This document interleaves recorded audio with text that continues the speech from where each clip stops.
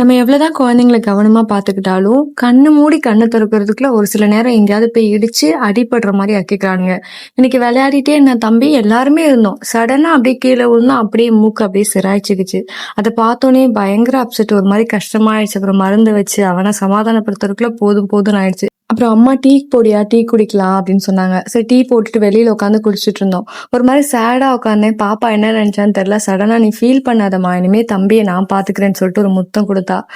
அப்படியே மெல்ட் ஆயிட்டேன். ஏதாவது ஒரு மாதிரி சேடா இருக்கப்போ இந்த மாதிரி குழந்தைங்க ஒரு முத்தம் கொடுத்தாலோ ஒரு ஹக் பண்ணாலோ மொத்த கஷ்டமே போன மாதிரி கவலையே தீர்ந்த மாதிரி ஆயிடுது அவங்க கொடுக்குற ஒரு முத்தமும் ஒரு ஹக்லையும்.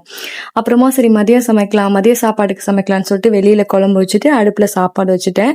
உள்ள அடுப்புல கேஸ்ல வந்துட்டு காலை டிஃபனுக்கு அம்மா பூரி கேட்டாங்க. ரொம்ப நாள் ஆச்சு பாப்பா பூரி சாப்பிட்டு போட்டு கொடுன்னு பூரி கேட்கவும் பூரி போட்டேன். எவ்வளவுதான் கவனமா இருந்து குழந்தைகளை கைக்குள்ளேயே வச்சுட்டு வேலை செஞ்சாலும் என்னைக்காவது ஒரு நாள் இந்த மாதிரி மனசு கஷ்டப்படுற மாதிரி நடந்துருது.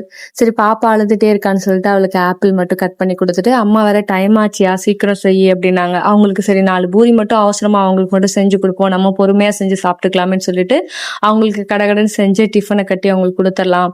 ஏன்னா காலை சாப்பாடு இங்க சாப்பிட்டுட்டு போயிட்டாங்கன்னா மதியம் போய் காட்டுல தான் சாப்பிடுவாங்க. மதியம் சாப்பாடு குழம்பு தான் செஞ்சேன்.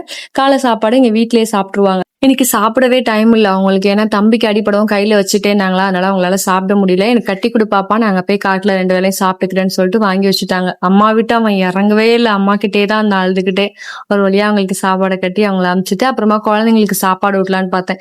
சரி அவங்க 2 பேரும் தம்பி பாப்பாலாம் விளையாடிட்டு இருக்காங்களேன்னு சொல்லிட்டு அதுக்குள்ளார கொஞ்சம் பாத்திரம்லாம் கிடந்தது. ஃபுல்லா அதெல்லாம் கிளீன் பண்ணிட்டு அப்புறமா குழந்தைங்களுக்கு சாப்பாடு ஊட்டினேன்.